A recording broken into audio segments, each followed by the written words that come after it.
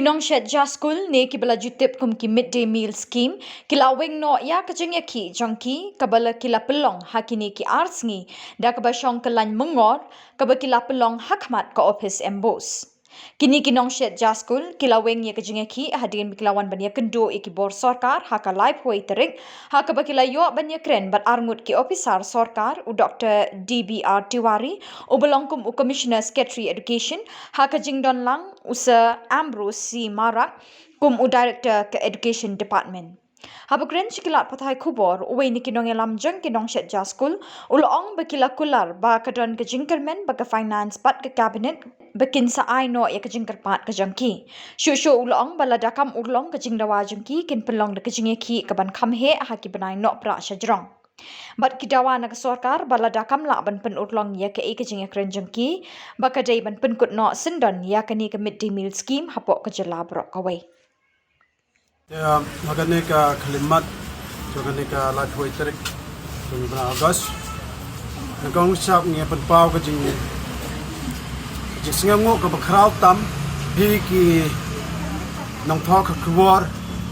kibadon nga Shillong, bat kibadon sa buhay sa jantia sa baro.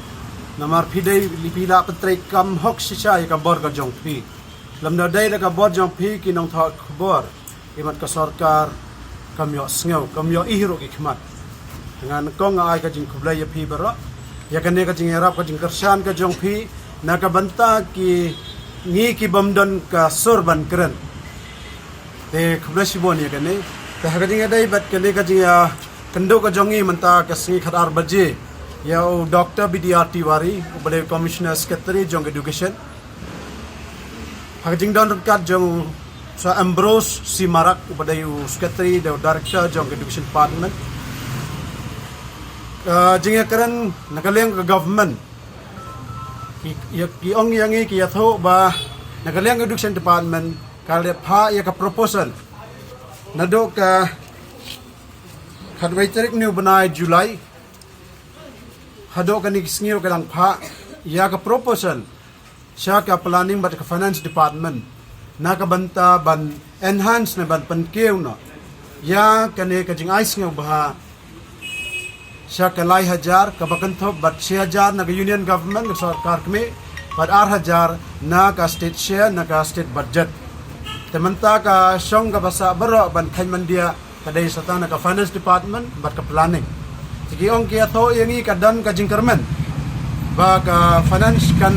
bat ka cabinet kan sa ay kane ka jing tarang ka jing karpat ka jongi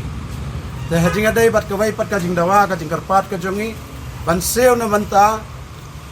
khat ar banai kemud ba December ba January nakaliang jongki ki yaong ba kirang wat kilat kalenti hoj ngidai ba ha kini jala Meghalaya ngidon kam gikuk ya ka ban pendan ka ban kapisa na manta ban penkemen por ka Krismas bat ban hit got hit sulat hit uniform